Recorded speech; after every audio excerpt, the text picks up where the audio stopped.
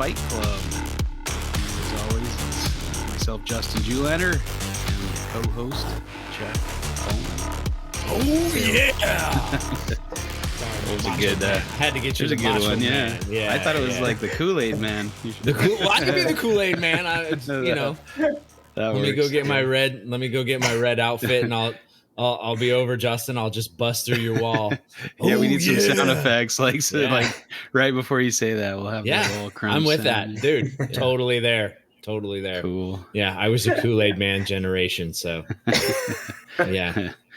People All right, don't know what they're missing. Tonight we got a great guest, Phillip. Is it Lietz or Lietz? Lietz. I thought that sounded German, with the it is. I before the E, you say the E sound. So I should have known that. Yeah, you should have just been confident about it. Yeah, man, it's a tricky one. People, back in the era of telemarketers calling your house. Yeah, we used to get every imaginable pronunciation of my last name. I mean, it was remarkable the kinds of crap people would come up with. But yeah, you can always tell if it's a friend if they know how to say your name correctly. Yeah. Cool. Yep. Well, thanks for being here. We're excited to have you on the show. So I'm psyched to do it. I really like the show. It's fun. Oh, thanks. Awesome. Thank you. We enjoy doing it. Yeah, I've legitimately learned quite a bit just from your guys' shows. I mean, just points of view I had not considered, or maybe different guests that you've had on. I was like, I never heard of that guy. Let me go see what they're up to. It's awesome. Yeah. I really like it a lot. Cool. Awesome. Cool. Thank you. I guess that's the hope is that people like you get some information out of it. Yeah. Super good to hear. And we're glad you're on.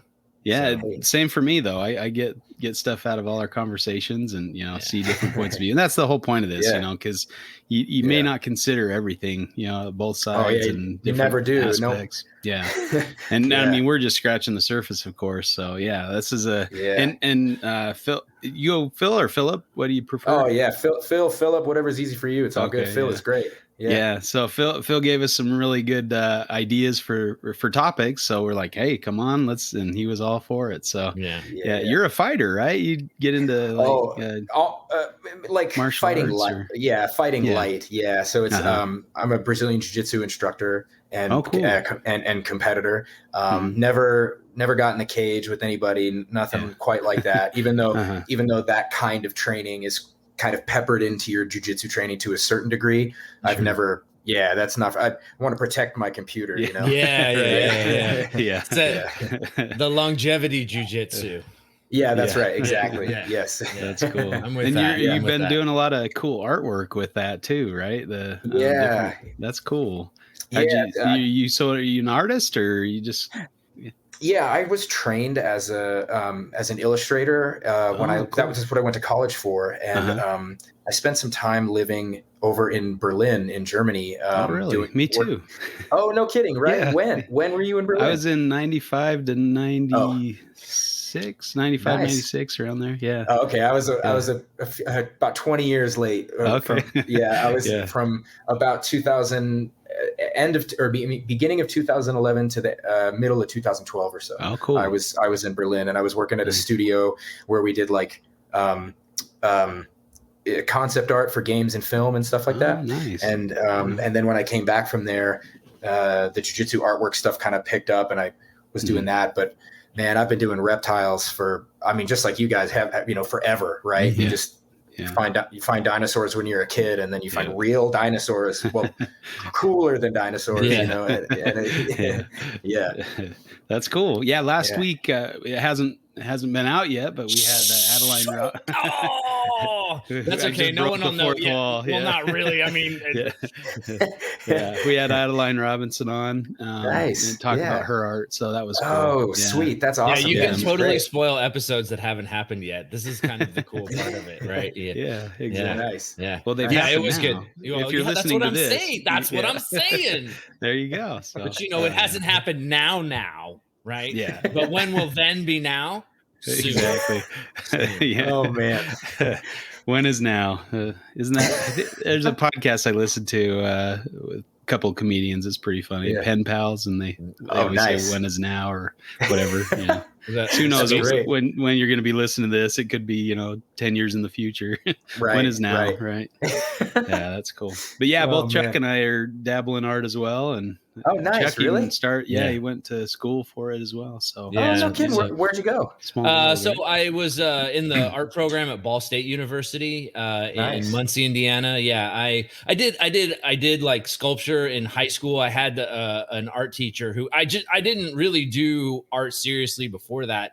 And he was really cool. He kind of put me on some projects and had me working in stone and doing plaster and stuff like that. And he encouraged me to enter into a statewide art contest called the Prelude Awards. And so I won runner up in that, and that's out of the entire state of Indiana. So that was when I was kind of like, oh wow, so like I can do this, but no real formal training. I went to Ball State, and as I told Adeline, I just had such a good time that I partied my butt right out of there. And so wasn't quite ready to be serious. So I came back to Indiana, did some work, did some jobs, and just decided like I got to get out of here. I got to do something. So I joined the Navy, and that's been that was a great experience. But that was kind of really where I stopped doing art kind of seriously. Still very interested in it, still, love art and have such an appreciation for it. But man, now I'm into reptiles, and I like, I like shooting and things like that. So, my eclectic, tastes take me all different directions, but apparently not back to art. So, sometimes the path to art can be a winding path. Yeah, for sure.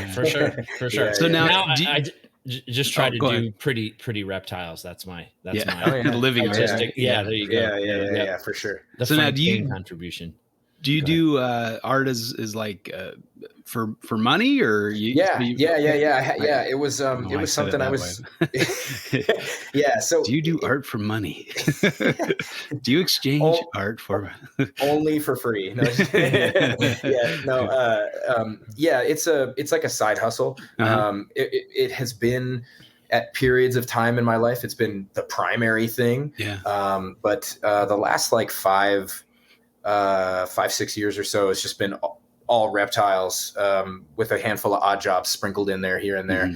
And even though I've been doing artwork the whole time, and occasionally some reptile artwork too, but it never, as of yet, it hasn't added up to like sufficient to cover everything. Eventually, if I could get it to do that, it'd be great. But I prefer to spend most of my time with the reptiles. So that's, it's fine if I have to if I just have to keep playing with lizards for the rest of my life. I guess I'll just keep doing that. Right. Yeah. That's how I feel too. Yeah. Well, so where do you fit into herpetoculture? Like, what kind of stuff do you work with? Tell us what you do. Sure. So my primary focus is uromastics. And those are, I've been working with those for, breeding them. This will be my 10th year. Breeding them, but then I've been keeping them since I was like 17 years old, just at various times, but never took Euros specifically super seriously until about 10 years ago or so. Gotcha. I guess it would have been a little, because I got babies before, 10 years ago was when I bred them for the first time, right? But then, I think you understand. I get you. And then I have a handful of other projects as well. Like I also breed Xenogama taylori. Oh, cool. And I love those weird little things. Neat. The weird tails and they do these weird little. They're like those phrynocephalus, where they actually can wiggle the end of their tail. Really? Do little push-ups. It's super weird. That's cool. Yeah, it looks like it just like a sharp spine or something coming out the back, but it's flexible. Huh? Yeah, that's cool. It's very odd. And then so I have those. I have chuckwallas. I have I've worked with a ton of different things, but the primary stuff is going to be the Euros, the Xenogama. I have some Nephrus amii as well. And then I have two species of the Cuban giant anoles, which are really cool. I've only had them for maybe coming up on a year and a half, 2 years. But like, you want to talk about a reptile that when I was younger, I wrote them off as, I feel bad about admitting it now, but when I was young and dumb, I was kind of wrote off the Cuban anoles, like, whatever, it's just these mean green lizards that, come into the reptile shop where I used to work at all the time. But I totally have come around due to guys like Ron St. Pierre breeding all those different varieties. And when I got some, just because I was copying, I was like, that seems cool, I want to do it. I got a few and I was like, wow, these are so fun. So but the Euros specifically, I think, are what anyone, if they have heard of me, it's for Euromasters, I'd imagine. Yeah. How do the anoles fit in with your kind of more deserty lizard type? They don't. No, I have to. I keep a few of the babies here at my home just because it's easier, The adults, I keep them. There's like a space in the small room of my shop. My shop is divided into 2 rooms, and the small room is like for babies and some of the Xenogama. So the temperature's already just a little cooler compared to the big room with all the adult Euros. And then, and so what I do is I just kind of keep the anoles in like a corner and then in the bathroom. And then I keep a fan on them. And then I have their cages kind of covered with plastic to keep humidity in and stuff like that. So it's a real nightmare, but you got to do what you got to do to get to work with the animals you want to, There's so many cool species out there. It's hard sometimes to, you're like, maybe I'll stick in my wheelhouse, but sometimes I kind of get outside of there. That's kind of the cool part is, when you're able to just kind of bridge gaps of care that don't always make total sense in the environment that you have. If you can do that and do it fairly well, like that's that's kind of a fun that's a fun challenge, I think. Yeah, no, you're totally right, man. I mean, most of the time the anoles were kind of a nice practice for me because, just so much of my experience with herps has been with desert stuff. It's just been, that's what I ended up being drawn to the most. And when I go field herping, I most often go to the desert and I'm looking for, exactly. Just baking in the sun, trying not to die of dehydration, just to see some lizards. But, having to incorporate an animal that needs lower temperatures and high humidity, is a nice, fun challenge to tackle because most of the time I'm going the other way. Like, for example, one of the reasons I got the Nephrus amii is because other than their strip, I put a UV strip on them, but other than their UV, I don't have to do anything temperature. You're right. I don't have to add any heat or anything because they just go up and down with the natural temperatures of the room because ambient daytime temperature is like 88 degrees in the shop, and that they're pretty solid. They don't want to get a whole lot hotter than that. As I know you keep them, right, Justin? Yeah. So they're my favorite gecko species. They're so cool. They're little Martian goblins. I love them. Cool.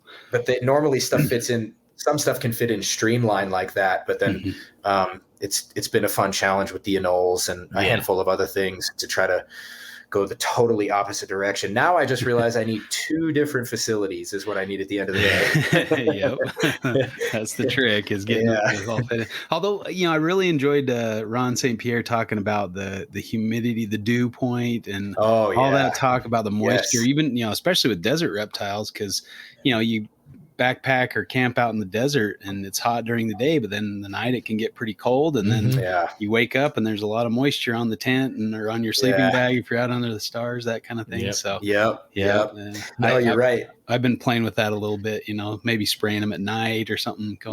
Me too. Them down. It was really a cool.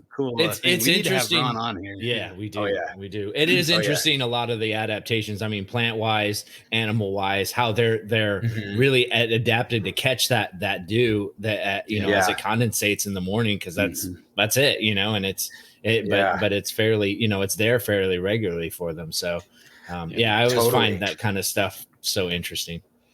And the desert too is such a, especially in terms of plant life, is such a wild place, because you can go out, and I don't know any other place that changes so dramatically from dead dry to full of life. And you see, especially if you frequent some of the same places, you'll see whole plants that you're like, wait a minute, I looked at this plant because I thought it was weird looking 5 years ago, and it's and it hasn't changed for 5 years. And then out of nowhere, it's just this massive thing with all these tendrils. And I mean, I don't know that much about plants. The ones you see in the background are my fiance's, not mine, but like, but you know what I mean? You see those weird plants that just pop out of nowhere in the desert, and you just like, holy smokes, where did this thing come from?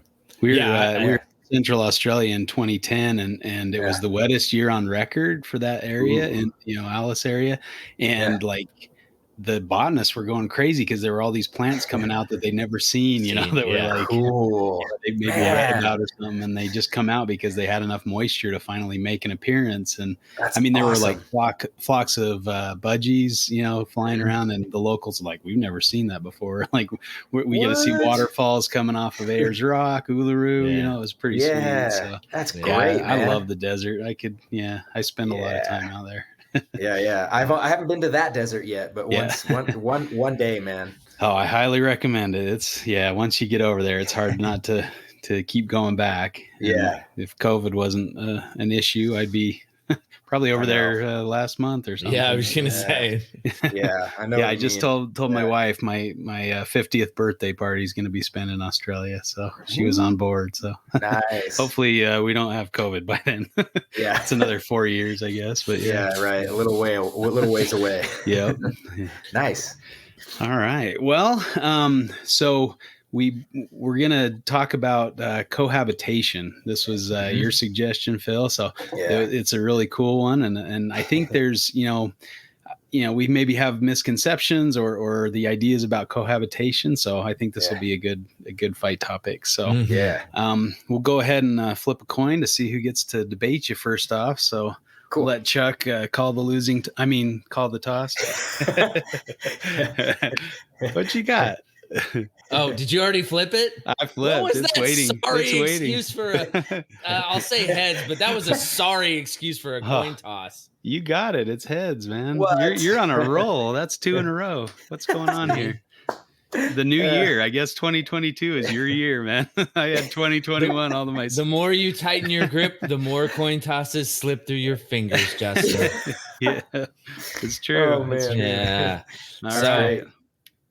I don't know. What are you feeling? I could let you debate this one. I'm happy to take. I like this topic a lot. It's a good topic. I could debate this topic too, but I'm going to let you do it. I'll let you do it. Okay. How's that? Yeah, that's fair enough. Phil, are you all right with that? You gonna? Oh yeah, I'm ready. I came prepared to duke it out with either of you. So yeah. Okay. Cool. All right. You could probably take both of us, but I was going to say it. All right. So Chuck is a great moderator, so he'll kind of keep us in line, I guess, right? I don't know about all that. Yeah. All right. So we'll let Phil call the flip here for the which side. I'm going with heads, just like Chuck. Oh, you didn't have the Chuck luck today. It's tails. So. That's the way it is. Right. Anytime you bring money in there. Yeah. Maybe I'll go pro on this one. Pro cohabitation. Yeah. Of course, there's obviously lots of different pros and cons to it, so this should be a fun one.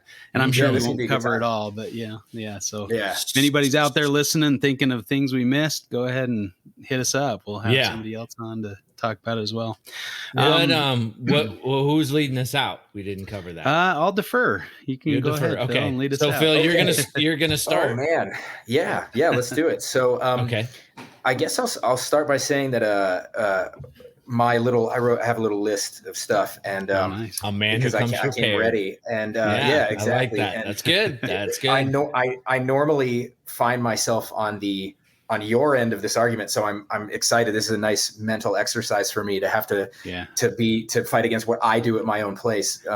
So I think I'm gonna start with this and come at it from a purely an energy perspective, which is that when you house things solo, you are increasing the amount of money you have to spend on energy bills every month. That to me is like, if I had to say, because I keep everything solo at my place, and so it's a huge cost to have to add cage after cage after cage after cage and light after light after light.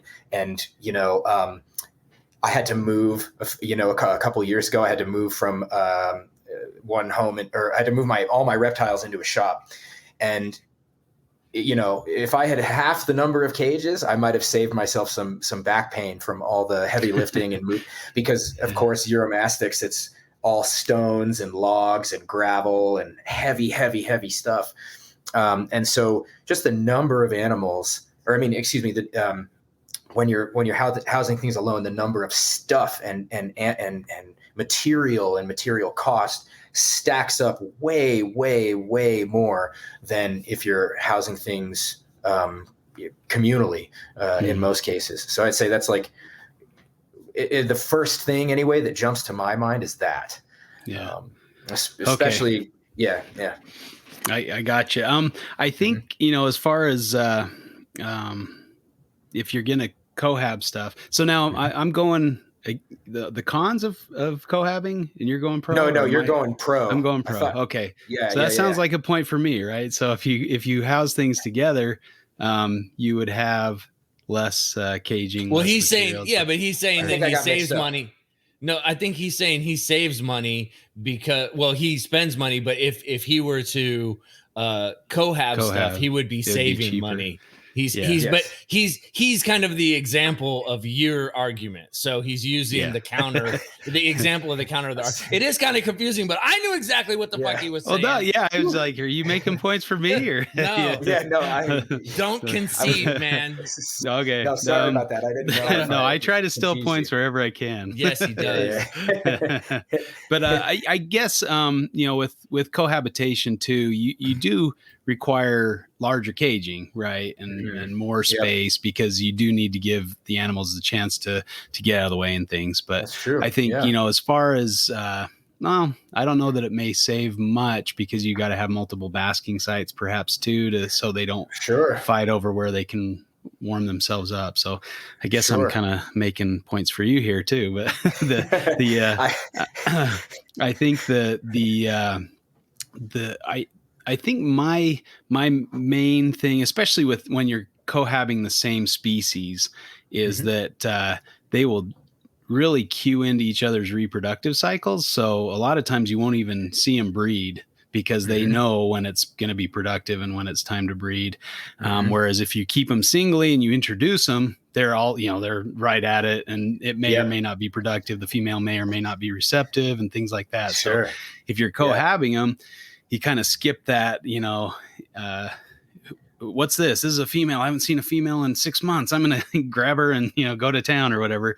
And it may not be good. So you're wasting the male's energy, and you're also, having the female get harassed when she's not ready to reproduce. And, some reptiles, that's not a big deal. Like the chameleons will show their disapproval, and you can tell pretty quick if they, turn black or whatever. You'd be like, okay, I'm going to pull the male. But some, you don't really, you can't tell if they're receptive or not, You could definitely, I could see a way that you could invert that too, about the breeding and timing, because I actually happen to agree with you on that point, which with my Uromastyx anyway, they're housed solo all the time. And I think the fact that the only time they see each other is in the springtime when it's time to breed adds to when they normally would do that. But I have a friend who lives in New York, and he also breeds Uromastyx, and he makes these beautiful, huge, elaborate enclosures with multiple hiding places and these subterranean burrows that he puts inside the cages with heating pads in the burrow. Oh, wow. And his animals are housed together all year round unless he has to separate them. And he has the opposite thing playing into his favor, which is that his animals never miss a mating opportunity. Really? So like housing them separately, you could, in theory, because it happens all the time, right? We all have, at least those of us like you guys who keep several of one species, sometimes they're off, right? They're not on the exact same cycle all the time, and they're not on the same like seasonal schedule. And as much as keeping stuff together can throw that off too, because, maybe disparities in nutrient availability and stuff like that can mess with what seasonally is happening. The same thing could be said of not having them the paired up and in the same cage together, like ready to go when the time comes, and then kind of just growing a little bit onto that argument would be, we talk about breeding, and there's a lot of nuances and subtlety to breeding behavior depending on what species of herp we're talking about, right? Sure. And I think it's arguable that you might see a little bit more variety of just general reptilian behavior when you have two animals housed together all the time, because maybe if you're only doing solo introductions for breeding that are brief, you might just get that small slice of behavior layer. Whereas if you were observing animals in the wild or in a communal setting where they're otherwise hanging out together outside of breeding, there might be all kinds of other interesting displays and behaviors and interactions that you might miss because they're not around one another all the time.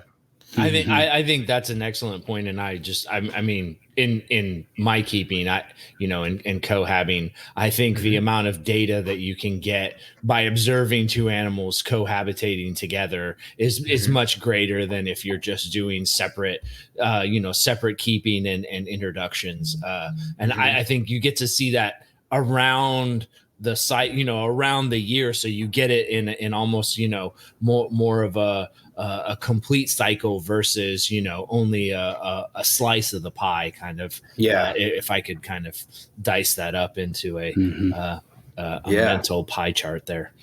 Yeah, sure. And I think that goes kind of back to that adage of, it depends on the species too, because if you have tortoises, sometimes they'll just drive a female to death. They'll try to mate her every chance they get. Now, if you have, 10 females in there with him, he may spread that out around. He may hump himself to different death. Females. Yeah. He might get tired and stop for a while, but I don't know. That's Those true. Tortoises are like Energizer bunnies. Well, and then I've heard this. I heard someone else talking about this. I don't remember exactly where, but other people who were talking about when you keep a group of reptiles together, let's say it's a single male with multiple females, again, depending on species.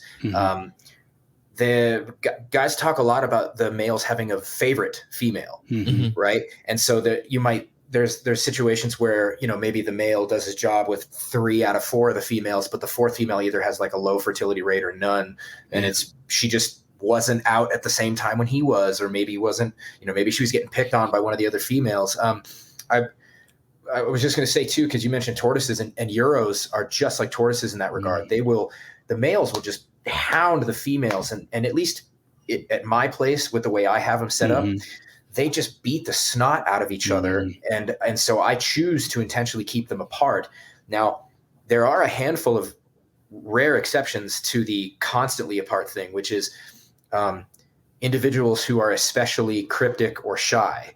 So Euromastix yemenensis, most of the adults that I have, except for a few, are wild caught.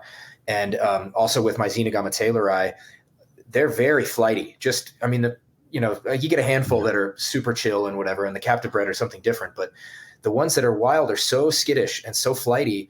I can't imagine how you'd get them to breed if you didn't house them together for extended periods of time, if not all year round. And also my Xenogama are the example of they have an inverted cycle. So for some reason, they're all breeding right now in the wintertime, in December and January, but everything else normally breeds in the spring, right? But for some reason, they just were on an inverted schedule. And had I been keeping them solo, like I do with a lot of the Euros, I just would have gotten a bunch of dud eggs. Yeah. And that's, I think, keeping, with multiple males, some species need multiple males to get the job done. I think a lot of the scrub pythons, I always had the misconception that scrub males would just absolutely kill each other. But then Chuck's got, 2.1. And I don't know who's putting that out there in the world. Thanks a lot. so having that, some of the misconceptions about and I think, monitors to a great extent were kind of fell under that, where everybody assumed they were antisocial, loners that maybe met up once every year to mate or whatever. But, they found that if you keep them together from an early age, they kind of recognize each other, and are familiarized with each other, so they can be cohabitated together. Whereas if you raise them singly and then put them together, they might kill each other, because they don't recognize each other. And, there's a lot of things that go into that, scent cues and, marking, and each, they might have their territory. And so that's where it gets a little complex, because we're trying to do this in a box, and sometimes the box is a little small.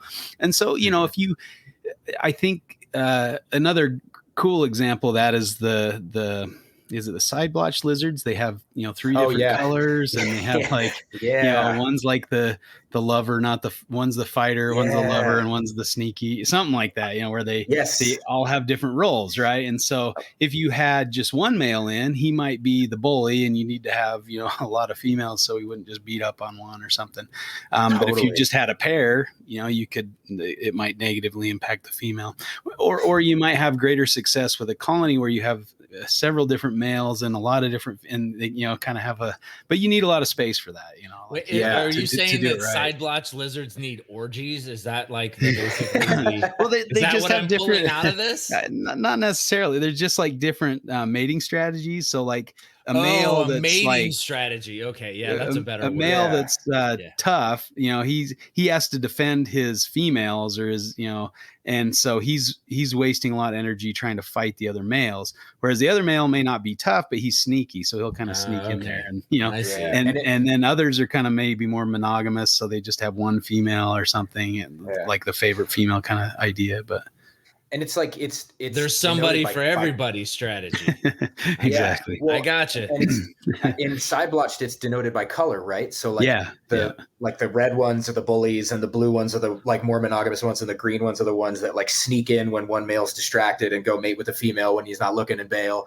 And they develop these colors based up because of their so like if I was the bully, I would color up red because that's bright, it's intimidating, that's something the question. Like that, or is that, which came first, the color or the behavior? I don't know what's going on. That's a good question. I don't know if they've worked that out or if it's always like a set in stone rule or what. But they showed that the color kind of gave their personality to some extent. I want to know now. So cool. I want to know now. And it could be environmental. Maybe the behavior they exhibit influences what color they become. I don't know. Right. Yeah. And I would be curious to know if they change ever, because like maybe you mentioned the environment, Justin, and I wonder if like, maybe in certain environmental circumstances, they might drive more males to be more defensive of females, or might drive more males to be more sneaky and snipe females when the other male's not looking. Man, there's so much richness. And lizard behavior is pretty complex too. We always think of reptiles as simplistic, but they have a pretty diverse array of behavior that's really fascinating. I got that. What's that book? The Secret Lives of Reptiles. Secret Social Lives. So I need to read that. And that would have been a good one to read for this topic. There's probably a lot of stuff in there, but we'll have to revisit it someday. Yeah, we can do it after we read the book. Yeah, for sure. Cool. Yeah, I want the book report. Yeah, exactly. I think another really good aspect of communal keeping is sometimes when you can do different species in the same exhibit. Oh yeah. I think one of my favorite zoo exhibits was at the Western Australia Perth Museum or Perth Zoo, where they have this in their reptile room. They've got this giant like open air like glass sided lizard enclosure, and they have frilled dragons, bearded dragons, shingleback skinks, western blue tongues, like gidgeys, like all these different species of reptile in there. So cool. And like they'll put a put a plate of veggies or something in the middle, and all the skinks come running. You know, they'll throw some bugs in there, and the frilled lizard will jump down and grab one and go back up its log and stuff. But of course, you know, I'm sure there can be some negative aspects to that. But I just think it's cool to, you know, it's a very large enclosure, but that's kind of like a dream for me someday to just have a room I can go in and sit down and see a bunch of different species interacting like you would potentially in nature. You know, I was telling Chuck on a previous episode, and maybe this is a repeat, but when I was in Singapore, I went to the Singapore Zoo and I asked somebody if there were any like wild monitors on the site, and they told me, you know, go down this area. So I went down, I found a couple spitting cobras that were hanging out under a rock, and then I saw this water monitor, and so I went and was trying to take pictures of it, and it starts climbing up a tree. It was a smaller one, and it scared a Draco, the flying lizard that flew to another tree, and then it was interacting with a flying lizard above it, you know, like, this is my tree, get out of here, this, you know, behavior. And then you know, so it was just like paradise. It was really a cool place, and you got to see all these different reptiles interacting or having behaviors or whatever. It was really cool.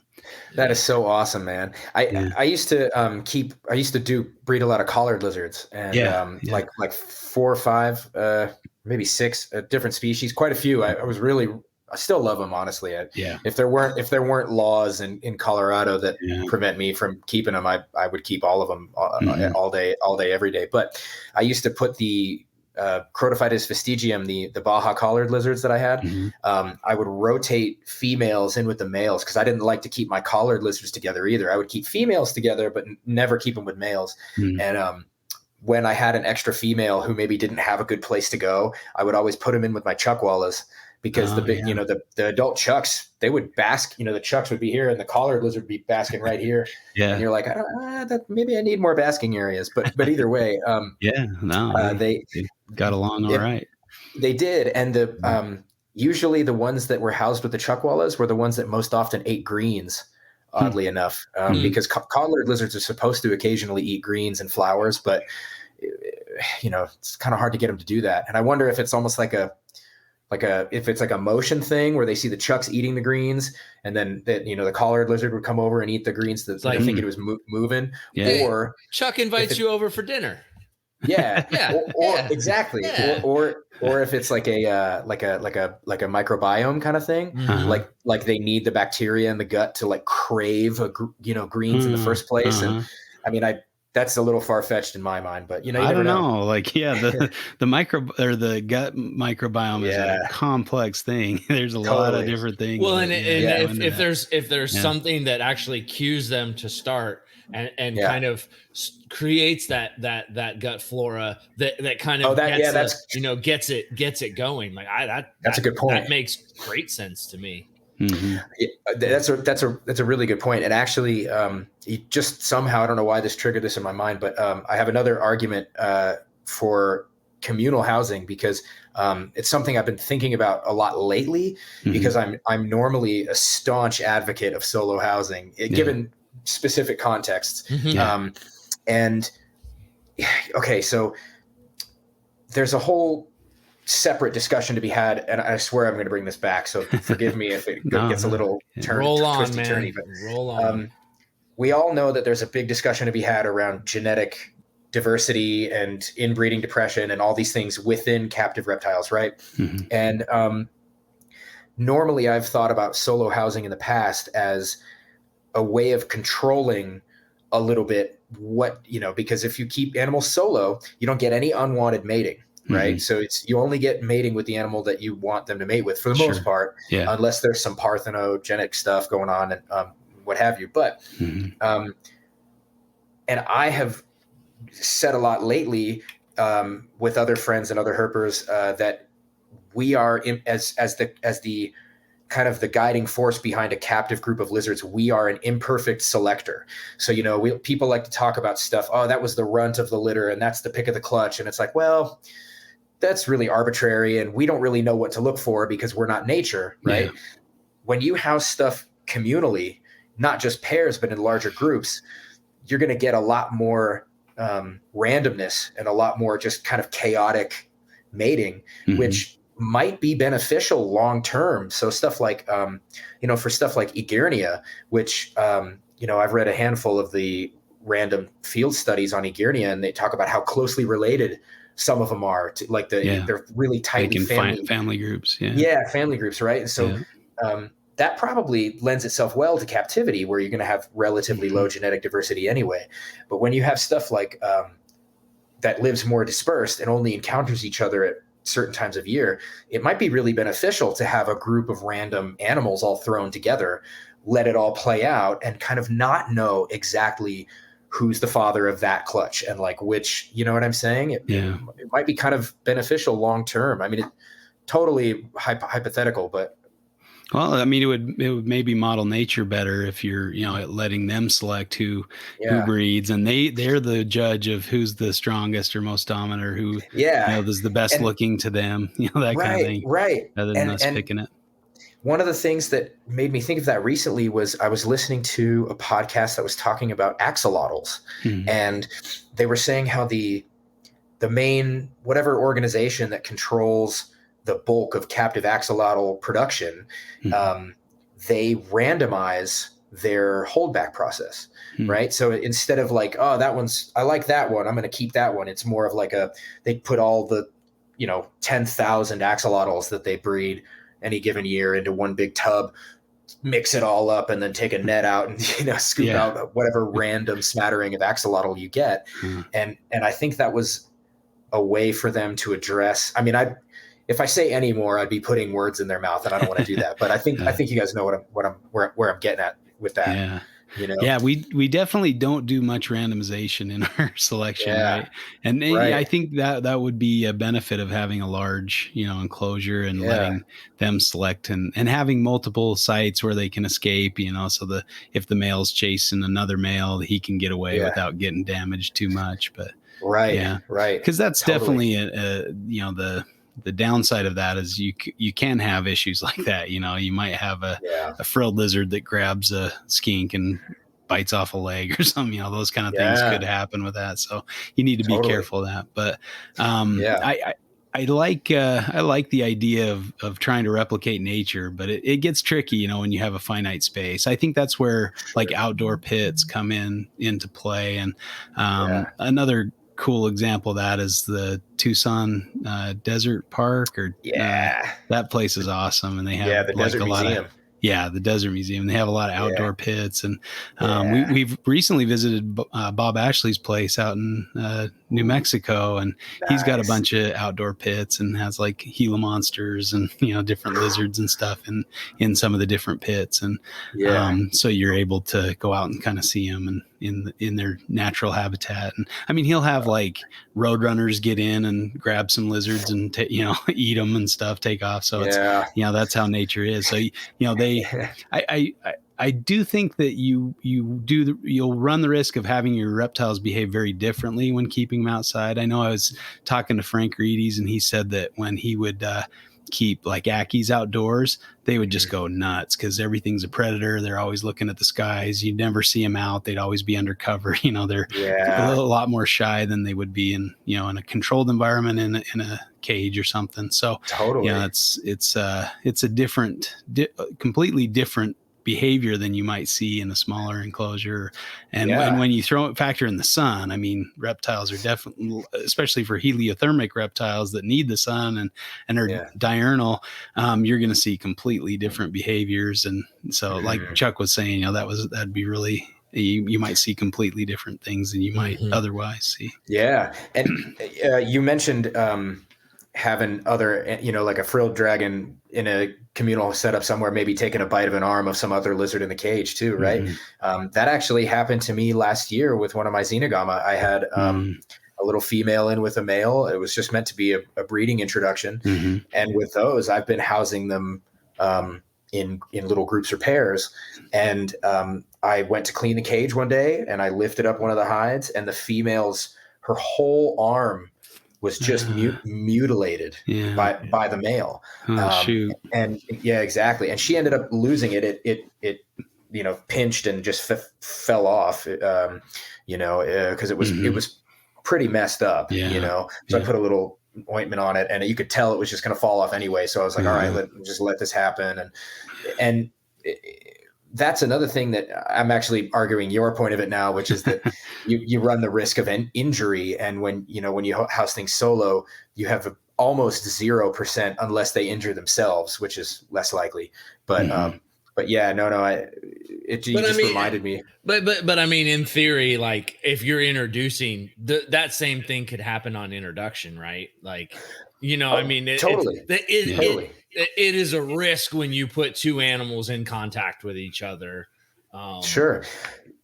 I mean, you make a good point. What I do a lot, I used to do it with the collared lizards, and now I do it with the Euros and with the Chucks sometimes, is I'll put two males in the same cage with plexiglass in between them and just let them duke it out and kind of fight and do their thing and, get them fired up. And then you put a female in there or something like that. And it's pretty fun. But I have to admit, there are definitely a lot of times when I wish I housed stuff together, whether it be for the space or whether it be for seeing more stuff or not missing opportunity. And I also think communal housing is probably a little less time consuming. You have fewer cages to address at any given point in time. So you have fewer chores to do.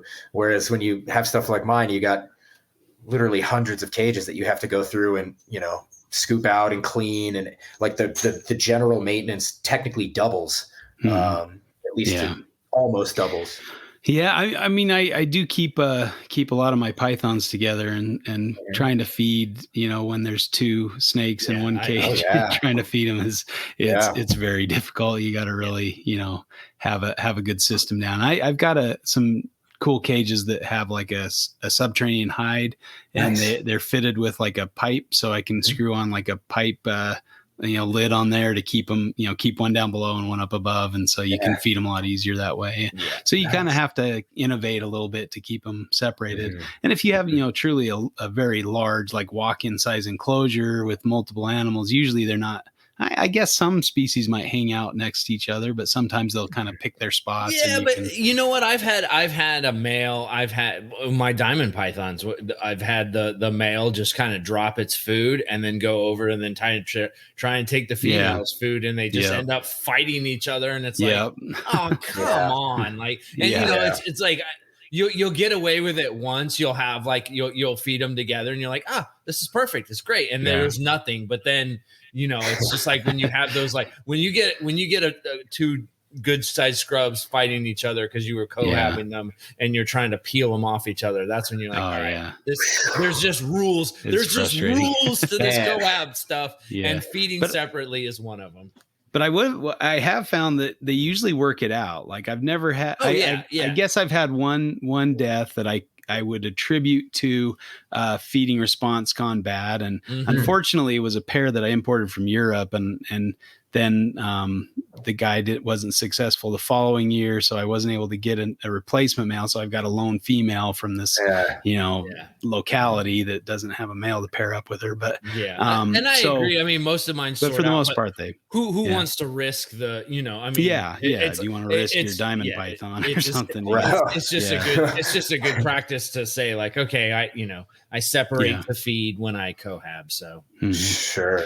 Here, and I read an interesting post by Keith McPeak. He was talking about when he has hatchlings, he'll leave them together, and he finds that when they kind of feel each other crawling over each other, after they hatch, they're less likely to be worried about, contact with other things. So they're not so defensive or freaked out, and it also, somehow they kind of develop a little more strength. So they're, I guess, I don't know if they have to fight for their space or whatever, but, I'll house my hatchlings together for, a month or two, maybe before they shed. I mean, if you wait too long, they can start eating each other. And have had cannibalism in hatchling Antaresia pythons. So you want to, and it doesn't end well for either of them. Like the one that eats the other one usually dies because it's just such a large meal. So it's it's a bummer. You usually lose two animals that way. But and I've learned it hasn't happened that often, but it happened once or twice, and I'm just like, oh man, I need to separate these guys quicker. So, but I did find that when until their first shed, they're always together. They're in a ball, like just right on top of each other. Yep. And so, obviously they probably do that in nature too. Once they hatch, they hang out, with the mom or together wherever they hatched. But I don't know. I mean, maybe that's just an artifact of captivity. Maybe, hanging out together might have stronger scent, so a predator might find them and just go, oh, here's a whole ball of pythons and eat them all. Good point. So maybe dispersal is a good idea. And you also see sometimes like electric blue day geckos. Yeah. That's like you're a dead mamma jamma if you're a baby still in the cage. The females will take them out. Males, females, they're aggressive. They're aggressive. There has been some reports of rattlesnakes, guarding their offspring, and the babies hang out with the adults for a little longer, than I think it definitely depends on the species. I mean, I think, however, well, I mean, even within the same genre, so even with Euros, some animals like the Uromastyx ornata, I'm able to house them together. Because I do the same thing with new clutches. They're housed together, right? It would be insane to try to house every baby Euro alone. It would just be out of control. But with some of them, you actually have to. So like Uromastyx flavofasciata, maliensis, nigraventris, dispar. So that whole dispar complex, with the single exception of Uromastyx jayeri, they murder each other, right? Like right from the get-go. They are aggressive. They're so grumpy. I mean, even baby Uromastyx thomasi, I'll take whole clutches out. They all pop out of the eggs. I go to put them in their brooder tub, and you'll see little babies doing push-ups at each other, like, "Hey, I don't like this," or "Get it back off, buddy." Get out of my way. And it's such a strange thing that some of them hate it, and some, right away they make it so clear, no, get out of my space right now, whereas some of them don't. I'm very lucky that I have a number of other friends who also keep Euros, and almost all of them, except for one or two, do it the total opposite for me. They're doing it totally differently. They house everything together, pairs, babies, etc. And one guy in particular, my friend Nick Alexander, who he's hatched a handful of species, and he's growing his crew, and he's doing a killer job over there. He insists on cohabbing his animals because, well, I don't want to put words in his mouth, but I know one of the reasons is that he says that they're more friendly when they're communal, because there's less of a big flight response when something shows up. He also keeps all his stuff in front opening enclosures, and all of mine are top entry, so it's a little different. But I have noticed that clutches of babies do tend to be more relaxed. There's so many of them. And as long as one of them, as soon as they learn that, after it takes like 4 or 5 days, but once they learn that you're just bringing them food, that flight response disappears, and then it'll reemerge when you split them up. And so it's actually been kind of a downside, because a lot of the people who buy my Uromastyx buy them as pets. And so, they want it to be really friendly. And so it's hard, because that transition is so stressful for the animal and so scary that they tend to revert back to being flighty. Whereas, granted, they would have to quarantine either way, but if there was a situation where they were, if we could find out what you need to really make them communal, it might be more beneficial for taming, because the other guys, there's Nick, and then there's my friend Camille Hammers over in the Netherlands, Hammerhead Reptiles. He also keeps everything together, but he has empty cages all year round that he's ready in case there's too much aggression, he'll split, which I think is a nice middle ground. I like the way he does things. And so that's just another consideration. And I think, how tame that animal is, maybe doesn't matter unless you're really wanting a pet. Then it's like, all right, now it's a big important thing. Sure. I you mentioned the top opening versus front opening too, because like, a predator of a Euro is going to come from the top. And so, if they're maybe front opening, they're less stressed out, or they don't think it's a predator coming in, because they're, head height or body height or whatever. So, this may be completely off the rails, but, maybe, communally housed animals, there's some epigenetic changes that occur and that are passed on to the babies, where they're like, some social type, epigenetic change might be passed on. It's a possibility. And if you're singly housing your adults and introducing them, then they're maybe less social, and so they pass that trait on to their, not genetically, but through their that behavior and the different DNA modifications. That's also a really interesting point. I know a handful of guys who mostly in Europe who breed Thomasai, and several of them, you've seen them put the babies, the whole clutch, right back in with mom and dad. And it's like, in my mind, that's like the worst thing you could, oh my God, that's terrifying. Like I've had male Thomasai kill adult females in like 20 minutes. Wow. Like it was an accident. It was years and years and years ago. I put a female in with a male, and I was like, he was doing his push-ups and she was going to flip over. So I was like, all right, I'll leave him for a few minutes and see what happens. Went and did my little rounds of cleaning, came back, and he had just killed her, man. Yeah. It was just awful, and now I just never leave them. I just watch but anyway, it's an interesting consideration because they had, great footage of just little baby coming out, sharing food with mom and dad, picking from the same bowl. And that's awesome, man. Yeah. Well, and there's like we were talking about before, there's beneficial things they can pick up from the scats, that kind of thing, getting that microflora from the adults and things. That happens in the wild all the time. Where the babies will eat the scat of the adult and get those beneficial bacteria. So that's, obviously these are, we're kind of working into areas that nobody really knows the answer, but it's fun to think about, and it could be somebody's PhD project or something down the road. But poop pyridine, well, I don't know. They have to do it. I mean, the Euros and the Chucks, at least, it's a well-defined. Everybody, it's like in all the old care sheets, they're like, no, you got to put poop of the adults in with the babies, and they eat it.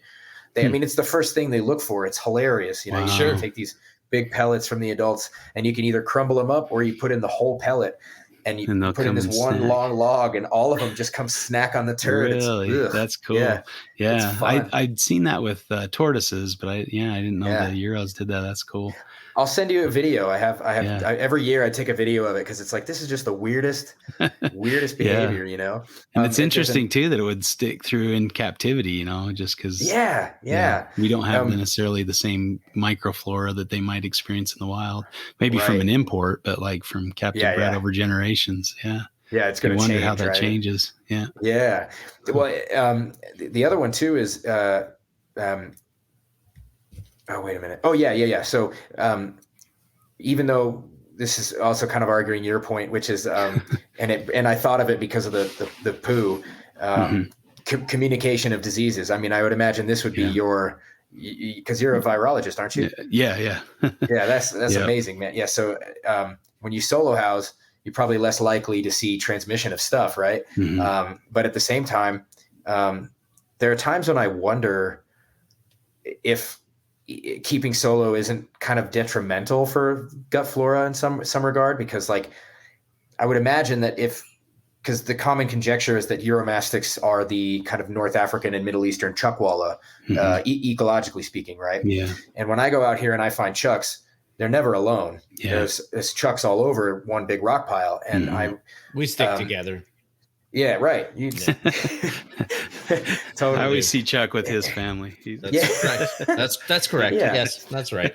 Yeah. And you kind of got to wonder, because when I've had animals that are, maybe they come down with a parasite overload or something, and it kind of gets out of hand and it's time to medicate, which is very rare, but it does happen. Yeah. And at one point I remember just kind of getting a weird thought in my head, and there was an animal, an ornate Euro that I had just medicated for worms.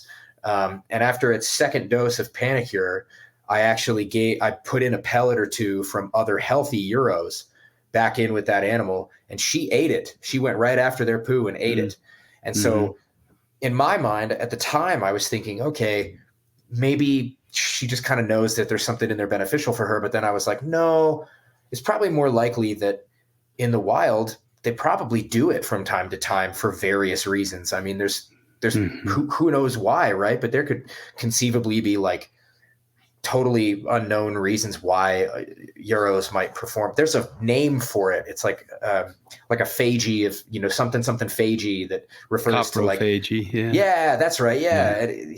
Damn, that's awesome. Yeah, I wish I could remember that. But yeah, and I think so it was just a fun experiment I was trying to mess around with. Totally unscientific, of course, but it's one of those things that I wonder about, and I wonder, you know, if like maybe animals that are housed together, instead of thinking it as like a disease vulnerability frame of mind, maybe it's super beneficial. Maybe it's just like they get less sick less often because there's enough other pro-social behaviors going on that reduce stress or whatever. I mean, obviously I'm thinking specifically with Uromastyx, but there's so many other reptiles that do it totally differently, right? So yeah, I mean, you definitely have to do it right. You know, you have to kind of try to match what they're going to have in the wild. So that becomes very difficult sometimes, especially in a limited, you know, space setting or something. But I remember seeing a presentation about Bolini, and it was showing these wild bolins on basically a hill of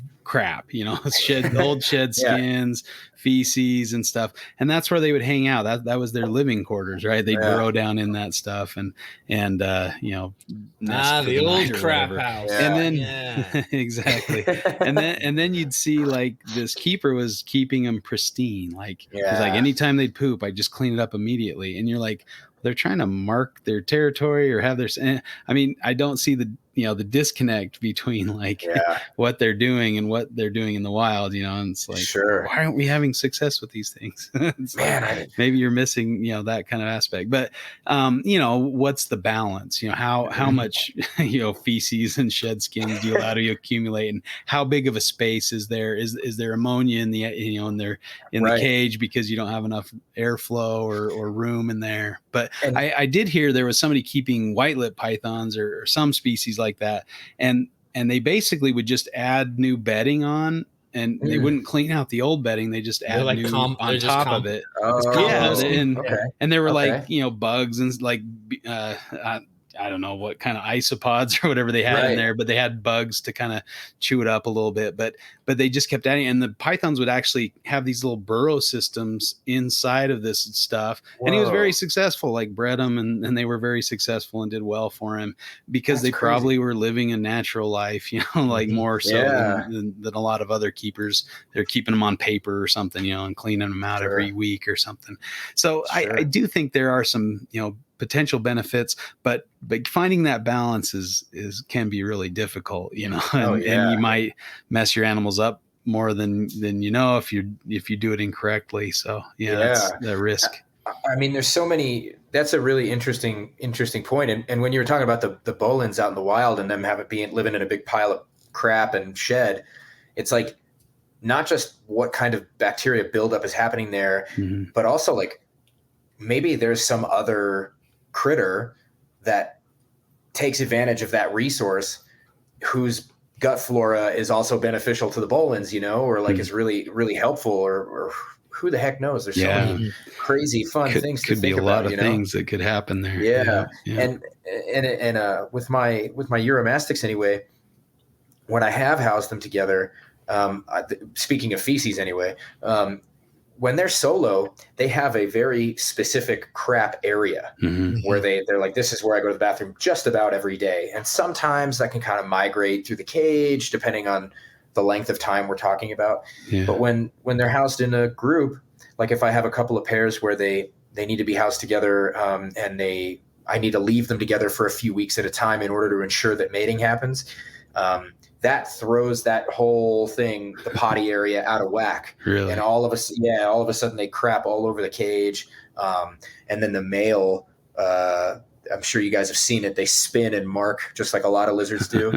And they leave. It's crazy because there's like an actual substance that's excreted onto the stone that's really, really difficult to wash off the stone or the log or whatever it may be. Yeah. And the only way it comes off of the females is when they shed, you know? So it's like it's definitely for a purpose. You know, they need to be able to mark their territory and that's sense. mine. So right. Yeah. That's interesting. And you wonder how that would play out if it's, if you're introducing different males, if, if that would help them or hinder them, again, it's the complexity of it is really difficult to predict how that might help. And like you said, there's probably more than one way to do this and have success. And your way is obviously working, and Phillip Hammer's way is also working, even though you're doing it kind of opposite in some ways. But figuring that out sometimes can be a little tricky. And I think that goes to the point of, you never know until you try it. And sometimes, even negative results are good results. They might not be the best for that individual animal, but you're going to learn something and hopefully not make that mistake again, or teach others that, hey, I tried this in this situation. This is what happened, and I think a lot of times reptile keepers are afraid to share their failures because then that's kind of gives them a negative aspect or view from other keepers or people looking to buy their animal. Yeah, exactly. And that's tricky because, if you're doing it as your livelihood, you don't want to do that and put it out there and everybody goes, oh, he sucks. I'm not going to buy from him. Yeah, exactly. Even though that's probably the way we need to be is, share our failures so other people don't repeat them. But to that point, that's actually Camille and I talk about that all the time. That's something that we try to do. We try our best to do, if something goes wrong, we share it, it's okay. It's not. And that's funny because that's not just reptiles. That's everywhere, right? Like people need to be much, much more okay with admitting their mistakes. And all of us as a population, whether it's reptiles or any other topic, need to be way better about forgiving people for their mistakes and being like, it's fine. It's just it happens. We're all dumb. We're all people. It's not a big deal. And with the actually I just lost it. I had something else there. Well, I think it, in regards to bouncing things off of other people who are doing the same thing or working with the same group of species, that's probably more productive anyway than just bouncing it off Joe Schmo in cyber world, So I think that's probably a reasonable thing to do, is just keep it for your close friends that are doing the same thing you're doing. So, it's more, they can give you feedback or give you ideas of why that might have happened or how to, and then that helps you and them. And right. Oh, and I actually just remembered it, but, the other thing I was going to say was that, every year, even though solo housing is like my MO with the Uromastyx at this point, every year I try it a little differently. Every single year I'll be like, okay, this pair, when I put them together to mate, it wasn't crazy. The male didn't try to kill her. She didn't try to kill him. Okay, so let me just experiment with, after they lay their eggs, I'm just going to leave them together, and just see what happens. And inevitably, like every year so far, something happens. And I think it's got to do with setup and housing, because at least I've tried it so many different ways and so many different times, yet everybody else manages to keep all their stuff together to a certain extent. And so I'm always kind of doubting myself, and I'm like, maybe if I change this one little thing, or if I, I'll give them 7 trillion hides and things like this and 20 basking zones, maybe they'll be okay. But so far with the Euros anyway, every single year, at some point, somebody stops eating, somebody gets a bite mark, somebody gets, you can hear it from halfway across the shop, that panic stressed run. Out. You know the one I'm talking about. It's so at least for those anyway. But that's why it's so nice to change it up with some of these other species sometimes, right? And have stuff that doesn't behave that same way, because, I can't think of something off the top of my head specifically, but working with those anoles that I was mentioning earlier has taught me stuff that I've then applied to the Uromastyx. And, maybe, you listening to you guys talk about it has inspired me to maybe I'll get some pythons here someday and try my hand at some serpents, because I've never bred a snake to this day. So it'd be I'd love to try it out. Yeah. Well, Chuck knows I've been drooling over Uromastyx, and I was like, at the show, just kept looking at him, thinking maybe I should try it. And I'm like, no, well, and nobody can see this, but when Phil started talking about Uromastyx, Justin just like lit up like he's about 12 years old. They're such cool animals. They're amazing. Yeah, they're really cool. I mean, there's a reason I stuck with them, and they those things, every single year, you think you're gonna get tired of it or get used to it, but every year when those things hatch, you're just like, oh cool. Man, like you're always shocked. You're just like, I gotta compare my notes from last year because these are totally different. These are way crazier. And then you compare your notes and they're exactly the same.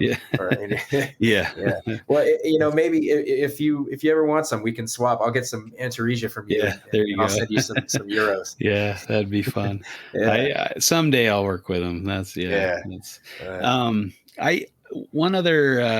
I guess the other, I was thinking about something else Ron St. Pierre said, where he was talking about his caging, and he had like bunch of different levels, or he had like a false floor basically where they could go under it, and different sized animals could get into different areas, so they couldn't be chased by a larger animal. Having things like that, because it really can be dangerous, like you said, with some animals just might not be that social, or might get some wild hair. I'm just gonna kill this thing. It's getting in my face. I don't want it in my area. So, or to have visual barriers, so they can't see each other all the time. Things like that. It's there's things you can do, but it does get a little complex, and it does require some attention. You said, you don't want to just throw them in there and leave them. You want to keep an eye on them and things. But you want to be around them. Yeah, but I wonder where you keep a lot of the same species, maybe keep some solo and try some others as groups, or try to mix it up a little, and try something new, and see how it goes. I mean, I'm gonna have to at some point. I'm gonna have to try other things, and what you mentioned about like an outdoor pit or a big outdoor pen, or even just a large enough pen indoors. That's something I really do want to play around with one day, because at least with I can speak as just Uromastyx in general. That's obviously it's the main thing. That's the thing I'm going to be working on for forever. But I also kind of am open about the possibility that, right now I have a dozen different species, and I've managed to get all the ones that are available in the United States. But cool. It also could be that in 10 years, maybe I only have two kinds, because it just, it's very possible that I'm underestimating the amount of dedication a single species may need to be established in herpetoculture, or, or something like that. And when I think about that all the time when I look at the Ornata, because the Ornata are just generally, they're the most popular. They're probably the most colorful and most interesting, the most diverse, and things like that. And so I think a lot about what kind of changes am I going to need to make in the next 10 years to make sure that this is an ongoing living thing. And it may be communal housing at some point. I don't know. Yeah. And I guess that's the beauty when you're producing a lot, you can, try different things. And, I've done that myself, trying different enclosure types or different aspects of caging that might benefit the animals. And it's fun I think that's one of the benefits of breeding things, is you can try those new things. But then again, if you've got something that's working, sometimes, changing things too much is like, all of a sudden you're not producing them. You're like, wait a second, what happened? One thing at a time, right? Yeah, exactly. Can't do the blanket changes. Man, there's so many cool aspects to this topic that we could probably have 3 or 4 more shows. But that's great stuff, man. This is fun. I mean, even just in this conversation, you guys both mentioned things I hadn't thought about. I love it. Likewise. Really, so much fun. Yeah, I mean, if I didn't learn stuff on this, I don't think I'd do this podcast, because that's one of the benefits of this is thinking about things you hadn't thought about before. Totally, yeah. And things just kind of pop into your head too. Like I hadn't thought about the possibility of epigenetic changes based on sociality. That's something interesting. That's definitely a PhD project. Yeah, right there. For sure. Yeah. Cool. Well, you got any kind of final thoughts or any summary that you want to throw out there? Nah, nothing specific. Just probably like it depends. Yeah, it depends. Yeah, and I don't know that I mean, we kind of talked around it a little bit, but learning the natural history, observing, like how you said you go out and watch chuckwallas in the wild. I'm sure someday you're going to be out watching, if you haven't already, watching uromastyx in the wild. Yes. And there's some cool YouTube. I know Dave Kaufman did a couple videos on some wild, and it kind of blew my mind a little bit. I always thought they were all just desert, flat sand dune type animals, but seeing them up on the rocks, it's like, oh yeah, of course there's going to be lots of different types of habitats. And so it's kind of cool. There's also another guy. I can't remember his name, but if you get on YouTube and you just Google, or you just put in like ornate uromastyx wild or something, there's a dude who lives in either like Israel or Egypt. I think it's Israel. Oh yeah. And he has footage of just, it'll be from way, way away, but with a really solid zoom lens. And you just see a rock crevice, and the little ticker goes by, and then all of a sudden you see like little ornate just walk out from it, and it's just sitting there. It's bright green with yellow. Cool. It's just, man. That's my kind of YouTube videos, seeing stuff in the wild, and just observing natural behavior. That's so much. It's like a PhD project, just watching, and totally. Taking it in, and then trying to bring that to your, captives and totally improving their life, and also, improving your methods and along the way. So learn about their natural history. That's my favorite aspect of keeping these things, be able to see natural behaviors, and it happened. Yeah. You got the cat by. I knew it was going to happen. Those are beautiful cats too. Thank you. That's fun. Yeah, he's for all who can't see, a cat just walked by right meow. a Bengal cat. Big boy. Nice looking. Yeah. What's the wild cat? It's called Asian leopard cat. Okay. Yeah. Yeah, that's they're all some percentage of hybrid. I think ours are, like F5 or F6, so it's not, you can't really tell, but this one, the one that just walked in front of the camera, you can tell with him, because he's got no funny business in him, man. Really? It's all he's just very, like, you can pet me on the head, that's it. Cats are funny creatures for sure. Yes, but they sure are. They're a lot of fun. Yeah. Well, we'll definitely have to continue this topic and keep it going. But this was really good food for thought, and really appreciate you coming on and throwing out these ideas and chatting with us here. It's been a good debate. Yeah, same here, man. I enjoyed it a lot. I'd love to come on anytime and talk about anything that I'm qualified to talk about.